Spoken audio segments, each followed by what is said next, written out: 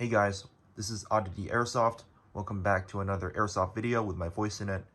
And before I get started, I think it's really important for me to note that when I first created this channel on YouTube, I created it to kind of be like a forgotten weapons, but for airsoft guns. And so I intended to show the world some really old, strange, but yet very interesting airsoft guns that I have in my collection. And so I think this video is probably a really good opportunity for me to start fulfilling my original intentions and, show you all some really weird old stuff in my gun collection. Today, I have two Tokyo Marui pistols. Before I get into these two in depth, I think it's important to talk about TM and where Airsoft was when these two guns came out. So Tokyo Marui opened up in 1965, and they weren't originally an airsoft company.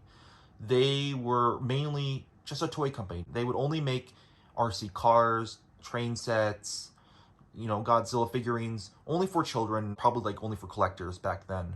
They haven't really made any kind of like airsoft gun or like model guns, or they haven't really gotten into that market until 1979, when they first released their plastic model DIY make your own model gun kits, which is a topic for a future video. So airsoft around that time was only relegated to springers. Like a lot of early day old school airsoft companies at the time, like Maruzen, Masudaya Japan, like a lot of those kind of companies, they were only making springers, and Tokyo Marui was, of course, one of them. They were only making their spring M16s, their Walther MPLs, their pump action MP5 SDs. Just, they were just only making those kind of stuff because back then that's just where the technology was. That was until you got companies like Asahi and JAC releasing what they called the Battlemaster, which was the world's first full auto airsoft gun, but also the world's first gas gun. And it was really revolutionary, and it was so innovative that a lot of airsoft companies at the time were trying to find ways to create their own innovative gas system, and Tokyo Marui was one of them. So around like 1985, 1986, Tokyo Marui released their first gas series of airsoft guns. So they got their spring series, which is, of course, with the M16s and G3s and all that kind of stuff, and now they have their gas series. And the gas series have consisted of 4 guns from 1986 to 1989, which was when this original series of gas guns were released. The 4 guns was like a gas blowback MPL, a gas blowback MP5A3, and we have these 2 guns. We got the Smith & Wesson Model 59, and then we got the Browning Hi-Power. This gun was actually the first gun to be ever released in the gas series. This came out in 1986. This one came out a year later in 1987. So this airsoft gun had 3 major selling features when it first came out. One, it was a gas gun, so it was using that new crazy fangled gas system that was really like trendy at the time. 2, because it's a gas system, it's semi-automatic, so unlike the springers that a lot of companies were releasing back then, you don't have to keep cocking the gun. And 3, the most major and important one, was that it's a gas blowback gun. And you can see right here in the image, you see the guy pulling the trigger and like a little fake BB coming out, and the gun slide moving back and forth. The gas blowback system in this gun is completely different from what you'd imagine or what you would see on like a modern day gas blowback airsoft pistol. You wouldn't really see like that modern system until 1991, when the Tenyo Koba system was invented. But this was made before that, and I'll get to that in another future video. It was made before modern gas blower pistols were made. So they created their own system. So when you would get this in Japan, you open it up and you have your paperwork. I don't know what this is, but you could probably translate it. Probably like a warning, make sure, you don't point this at your eye or whatever. A little paper here. I imagine if you have like a broken piece, you would mail this to Tokyo Marui and they would probably ship you another spare part. Got some shooting targets, your manual, It's very crisp, you know, and it's actually surprisingly crisp considering this gun is over 30 years old. And you have the Tokyo Marui Gas and Air Gun mini catalog. So here you can see the 4 original gas guns. You have the MPL, the MP5A3, the gun we're reviewing now, the Smith & Wesson Model 59, the Browning Hi-Power, which we also have, and we have the Desert Eagle and the Hardballer. This means that this catalog was definitely made sometime around like the early 90s, like probably early 90s, late 80s, so like 1989, 1990. They also have a little thing for your Scorpion with the built-in tracer unit. And here is a list of all their spring airsoft guns. You got the G3s, the MPLs, the pump action MP5 SDs, M16s, Uzis. You got your spring airsoft pistols here. So a really interesting glimpse into Tokyo Marui's airsoft history. It's kind of funny that on the catalog that they have a picture of a dude holding an MP5 SD, even though they didn't really make one. You have the gun itself. You have a box of BBs. I don't think I'd ever use those because they're really old. This is the magazine. And then this is the gas canister. This thing is so freaking adorable. It literally looks like a miniature can of green gas. So this is how you operate the gun. First off, it doesn't have a magazine at all. You open it up, there's a door, that's it. This mag release button is molded in, it doesn't do anything. So is the safety. And there's no open ejection port. The slide release doesn't work at all. It's only a safety, just like what you would find on a spring pistol. So definitely not your traditional gas blowback pistol. So how do you load this? First, you take this gas cylinder. I imagine you probably already filled it up. And to fill it up, what you do is you get a little plastic piece, which is included in the box right here. You see that little top hat thing? You put that on one end, and then you get your gas can, and you stick it out on the other end of that, and you just press down on it, and you're basically just gonna fill this entire gas can with gas. And what you're gonna do is you open it up here, and you load the gas cylinder in here, like so, and you just push it in there.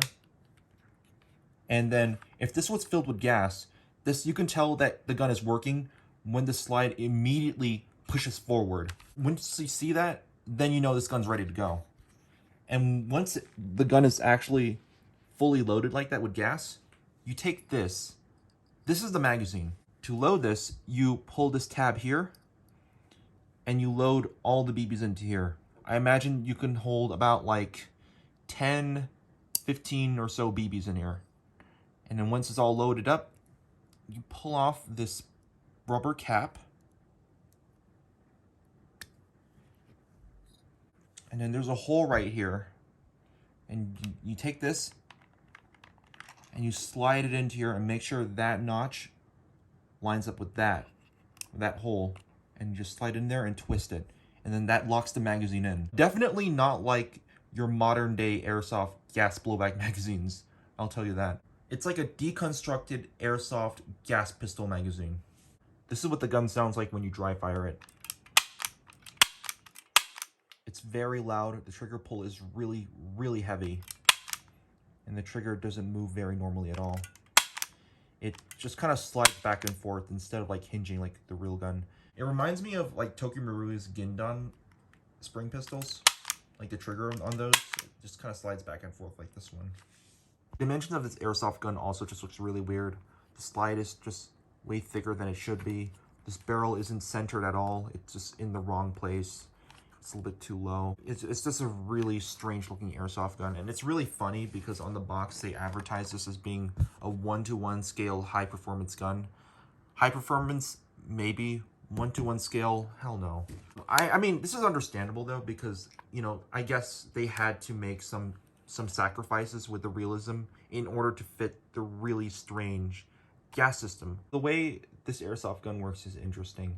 A lot of websites online describe this as the world's first gas blowback pistol, but I can say that's a bit inaccurate because the way this works, it's really more like a gas blow forward system.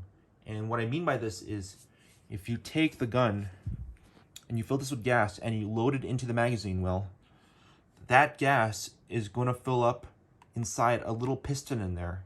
And what that piston is going to do when it fills up with gas is it's going to push the slide forward. And the moment you pull the trigger, what it's actually doing is getting all that gas inside that little piston in there and venting it through the barrel and propelling the BB as it does that. While all that gas pressure is missing in that piston, there's also a spring inside there that's going to be pushing the slide back. So when you pull the trigger, it's going to release the gas. The slide's going to blow back, or what I say, quote unquote, blow back. And the moment that whole process is done, that piston is going to fill up with gas again. And so it's going to push the slide back and the whole process continues. It's a really weird system. So let's see this gun in action. So I'm going to be filling up this gas cylinder with some light gas from Swiss Arms. I recommend using some really low power gas like HFC 134A, computer duster gas, or this. I got it from e-bike. They're really cheap and really good. You know, if you use green gas or propane in something like this, it's gonna blow up the gun and it's not gonna work very well. Trust me, I tried it before, doesn't work. So what you do is take this little top hat piece, you get the most thinnest part of it, which is here, and you stick it at the end, right here, like as so, like that. And this top hat piece will act as your gas fill valve. You just simply take the gas can and just insert it at the top, and then you just fill it up, and now you know that worked. Simply open it up, make sure that trapdoor opens up like that. Take your gas cylinder, load it in there, and then press this, and see that? Slide immediately pushes forward. Ideally then, if you want to actually shoot this, then you would fill this magazine with BBs and then you would insert it through that hole right there. But because I don't really have an indoor target with me right now, because the last two I had, they were already like shredded up super badly, so I had to throw them away. So I'm going to be just dry firing this, so here it goes. Yeah, it does that sometimes. Yeah, when it comes to these airsoft guns, it will do that because what it's doing is it's basically balancing out the amount of pressure that's in the piston. So it's totally normal. It's not like something's broken. It still works. There we go.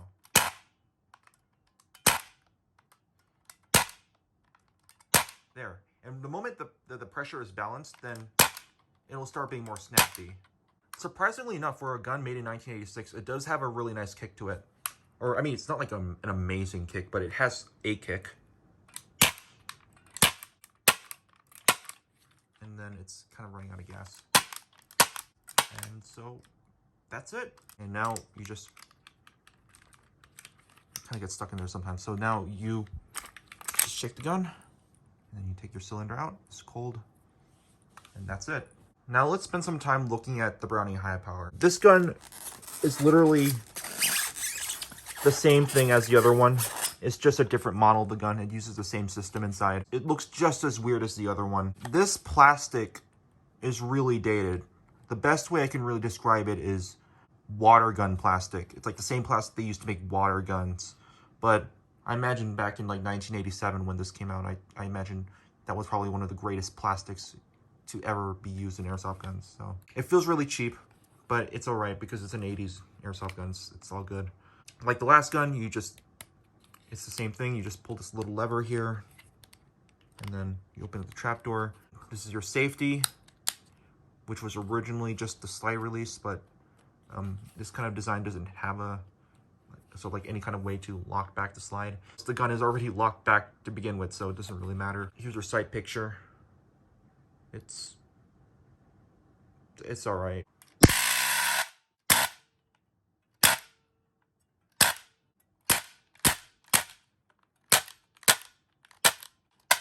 And out of gas. Let's get a good look at this gun here. We got Browning Arms Company, Morgan, Utah. You got the little sticker there.